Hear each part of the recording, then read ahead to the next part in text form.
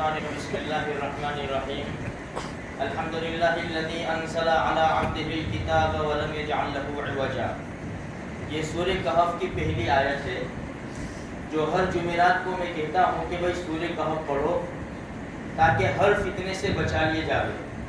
یہ دجالی فتنے جو ہمارے سامنے کچھ دنوں میں آتے رہتے ہیں جو ہمارے ایمان کو سلب کرنے کی ختم کرنے کی کوششیں کر رہے ہیں. قرآن کہہ رہا ہے یہ سورہ کہف کی پہلی آیت الحمدللہ الذی انزل علی عبدہ الکتاب.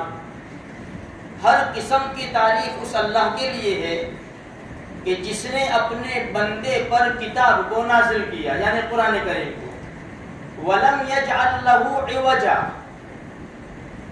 اس میں کسی قسم کی کوئی ٹیڑھگی نہیں ہے, کوئی ٹیڑھا پن نہیں ہے, کوئی مشکل نہیں ہے.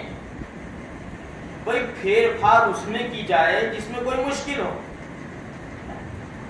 بڑھوتری کمی اس میں کی جائے جس میں کوئی مشکل ہو. لیکن قرآن تو کہتا ہے ان ھذا القرآن یہدی للتی ہی اقوم. یہ تو ہدایت کا سامان ہے, اس کو کیسے بدلیں گے؟ بھائی 500 کی نوٹ ہے, 500 کی نوٹ یہ سامان ہے, یہ ہماری ضرورت کا سامان ہے. اس کو کون بدلے گا, کون کمی زیادتی کرے گا؟ وہ بھی سمجھتا ہے کہ 500 کی نوٹ اگر اس میں کچھ کروں گا تو بازار میں نہیں چلے گی. تو یہ اللہ کا قرآن, اس میں اگر میں کچھ کرنے جاؤں گا تو اللہ چلا لے گا؟ اللہ نہیں چلائے گا. یہ قرآن تو ایسی زبردست کتاب ہے میرے بھائیوں, خود قرآن نے تعریف کی ہے اس کی. یہ قرآن کہاں سے آیا؟ تو قرآن خود کہہ رہا ہے انہ لتنزیل من رب العالمین. یہ رب العالمین کی طرف سے آیا ہے. کون لے کر آیا ہے؟ نزل بہ الروح الامین. جبرائیل علیہ السلام کا نام روح الامین ہے. اس کو جبرائیل علیہ السلام لے کر آئے. کس کے پاس لے کر آئے؟ علی قلبک لتکون من المنذرین. نبی جی آپ کے دل کے اوپر لے کر آئے. کون سی زبان میں ہے؟ بلسان عربی مبین. یہ عربی زبان میں ہے. کیا قرآن کا تذکرہ اگلی کتابوں میں ہے؟ وَإِنَّهُ لَفِي زُبُرِ الْأَوَّلِينَ. ہاں اگلی کتابوں میں اس کا تذکرہ ہے قرآن کریم کا. تو یہ اللہ کی کتاب ہے میرے بھائیوں, بڑی زبردست کتاب ہے. اس سے ہم کو ہدایت ملتی ہے. یہ ہماری کم نصیبی ہے کہ ہم اس سے دور ہو گئے ہیں, اس لیے دشمن کو موقع ملتا ہے. صحابہ کرام اس سے بہت قریب تھے, بڑی محبت کی. اور صحابہ کرام کے زمانے میں جس نے صرف ارادہ کیا اس کو اس کے انجام تک پہنچایا صحابہ کرام نے.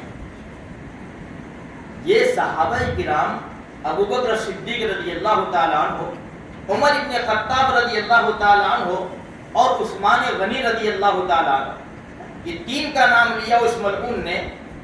اتنے بڑے بڑے مرتبے والے یہ لوگ ہیں, اتنے بڑے مرتبے والے کہ دو کو تو کہاں جگہ ملی ہے؟ نبی کے پاس. دیکھو تو صحیح, نبی کے پاس کس کو جگہ مل سکتی ہے؟ نبی کے پاس جن کو جگہ ملی ہے ان کو یہ لوگ کہتے ہیں کہ انہوں نے بدلا, انہوں نے کچھ زیادتی کر دی, کچھ کم کر دیا. میرے بھائیوں آسمانی کتابیں بڑی بڑی 4 ہیں. آسمانی کتابیں ویسے صحیفے بھی نازل ہوئے, جیسے ابراہیم علیہ السلام کے اوپر صحیفے نازل ہوئے. بڑی کتابیں آسمانی 4 ہیں, توریت, زبور, انجیل اور قرآن. توریت موسیٰ علیہ السلام کے اوپر, زبور داؤد علیہ السلام کے اوپر, انجیل عیسیٰ علیہ السلام کے اوپر, اور قرآن رحمت للعالمین صلی اللہ علیہ وسلم کی ذات اقدس کے اوپر. اب قرآن جب نازل ہوا تو قرآن نے کیا کہا؟ اِنَّا نَحْنُ نَزَّلْنَا الذِّكْرَ وَإِنَّا لَهُ لَحَافِظُونَ. ہم نے اس کو نازل کیا, ہم اس کی حفاظت کریں گے. اس لیے قیامت تک زبر زیر کا بھی فرق نہیں آئے گا, قیامت تک نہیں آئے گا. باقی 3 کتابیں توریت, زبور, انجیل ان لوگوں نے بدل دی ہے.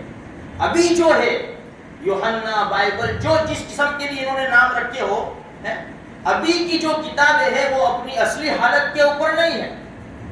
انہوں نے بہت سے اندر سے جو سزا کے احکام تھے وہ نکال دیے.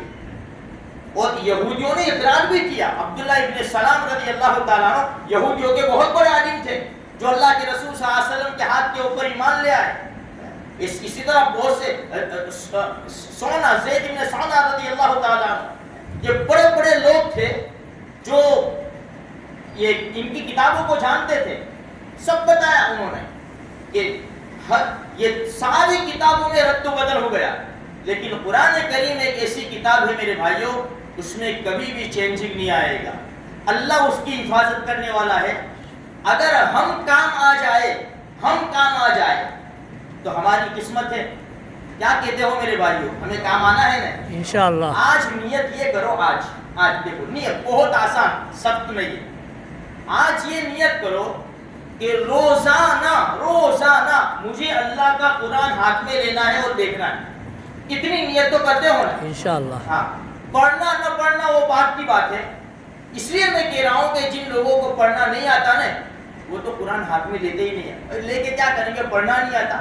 میں تو صرف 10 سیکنڈ کی بھیک مانگتا ہوں. 10 سیکنڈ, صرف 10 سیکنڈ کی تم سے میں بھیک مانگتا ہوں کہ بھائی جب ہم صبح تیار ہو دکان پہ جانے کے لیے ہم غسل کرتے ہیں, وضو تو ہوتا ہے یہ اللہ کا قرآن ہاتھ میں لو, ہاتھ میں لے کے کھول کے دیکھ کے بس اس کو رکھ دو.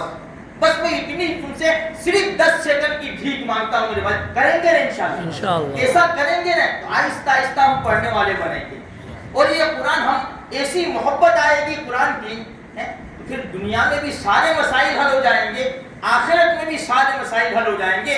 اور پھر کسی ملعون نے نظر اٹھا کر بھی دیکھا نا تو یہ دل میں جو قرآن بسا ہوا ہوگا نا یہ دل بے بس ہو جائے گا, بے چین ہو جائے گا.